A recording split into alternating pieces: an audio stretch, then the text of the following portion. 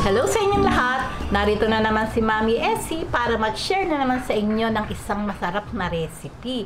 Ngayon po ay gagawa tayo ng masarap na spicy garlic butter tahong. Iyan po yung ating lulutuin ngayon. Pero bago tayo mag-umpisa, kung kayo ay nasa Facebook, don't forget to follow, like, and share.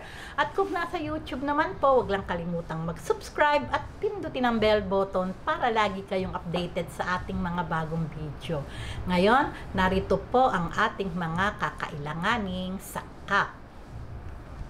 Gagamit po tayo ng tahong. Ito po ay napakuluan ko na. Madali naman po ito pag bumili po kayo ng tahong, wala po kayong nabiling halimbawa na talop na, bibili ngayon kayo ng may balat, i-steam lang po natin yon pag bumuka, luto.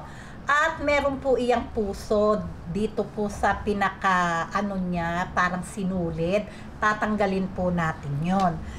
Ito po ay 3/4 kilo, yung pong sa talop na yan isang stick na butter, syempre po garlic, kailangan marami, 2 puso po itong garlic, 2 sibuyas, kasi po medyo maliit lang yung sibuyas ko, pero pag malaki, 1 lang. Sili, nasa inyo po iyon kung ganong anghang yung gusto nyo. Gumamit po ako ng 2 pirasong siling haba at 4 na labuyo. Dahon ng sibuyas, 2 teaspoon pamintang pino, 2 teaspoon seasoning powder, optional po iyon. Ito po yung 1 tablespoon sugar, 4 tablespoon banana ketchup, 4 tablespoon oyster sauce, at ito po yung ating water, 1 cup. Ngayon, umpisahan na po natin yung pagluluto.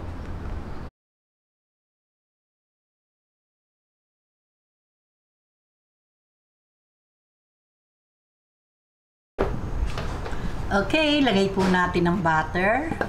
Ayan. Lagyan po natin ng konting oil para po hindi siya masunog.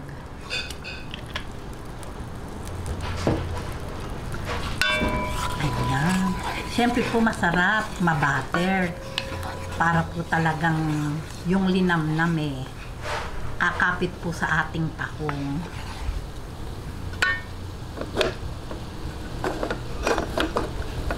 Ayan, lagay po natin tong ating bawang. Masarap po talaga, maraming bawang. Pero kung konti lang po yung inyong lulutuin, i-adjust nyo na lang po yung ating mga ingredient. Ayan, hintayin lang po natin mag light brown bago natin isunod yung sibuyas. Okay, sunod po natin tong ating sibuyas. Ayan. Ang bango-bango naman po talaga.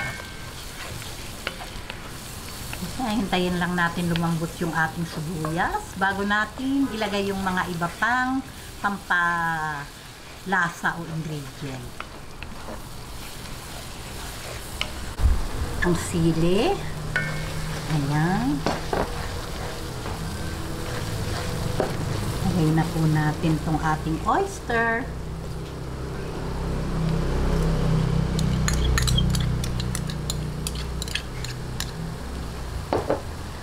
Ating banana ketchup.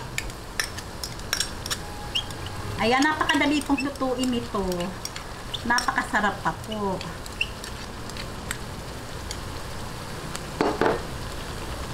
Ang ating pampalasa.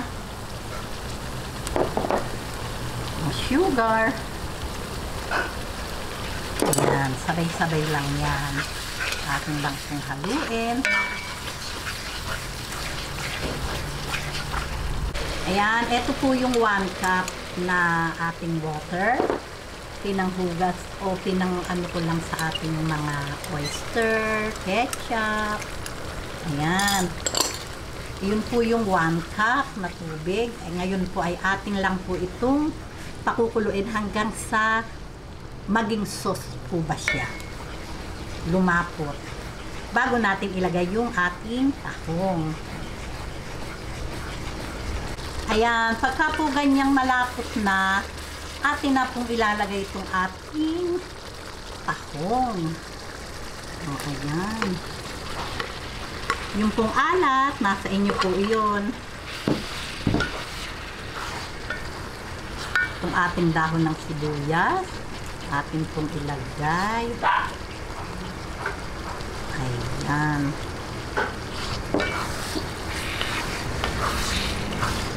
Talaga namang napakabango.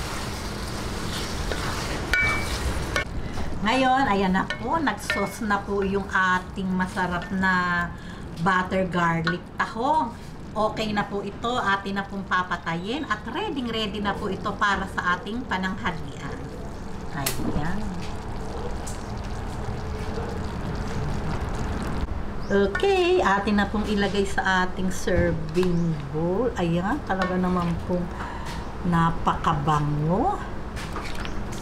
Ito po kasing nabili, ito po kasing dala ng kapatid kong tahong, medyo medium size. Pero, matataba naman po.